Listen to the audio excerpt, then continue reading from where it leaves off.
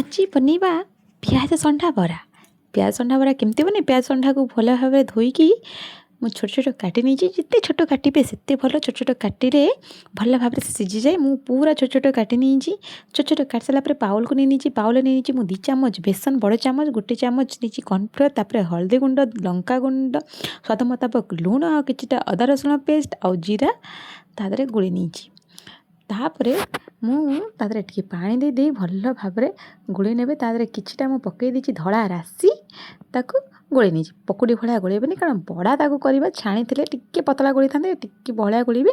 ତା ଦେହରେ ମୁଁ ପ୍ୟାନ୍ ନେଇଛି କିଛିଟା ସୋରିଷ ତେଲ, ତା ଦେହରେ ବଡ଼ାକୁ ଦେଇ ଦେଇଛି। ହାତରେ ଏମିତି ଟିକେ ଟିକେ ଚାପି ଚାପି ଦେବେ, ତାହେଲେ ସେ ପତଳା ହେଇଯିବ। ମୋଟା ହେଲେ ଭଲ ଭାବରେ ଭିତରଟା ସିଝିବନି, କିନ୍ତୁ ବାହାରଟା ପୋଡ଼ିଯିବ।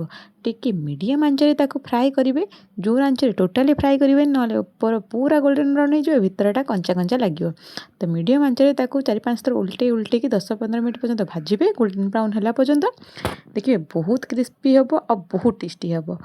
ଆଉ ମୋ ଚ୍ୟାନେଲରେ ନୂଆ ଥିଲି, ମୋ ଚ୍ୟାନେଲକୁ ଟିକେ ସବସ୍କ୍ରାଇବ୍ କରିଦେବେ। ଘରେ ଥରେ ବନାନ୍ତୁ, ଖାଆନ୍ତୁ, ଆଉ କେମିତି ଲାଗିଲା କମେଣ୍ଟରେ ନିଶ୍ଚୟ ଜାଣିବେ। ତା ଭଜା ହେଇସାରିଲା ପରେ ତାକୁ ପ୍ଲେଟ୍ରେ କାଢ଼ି ନେବା।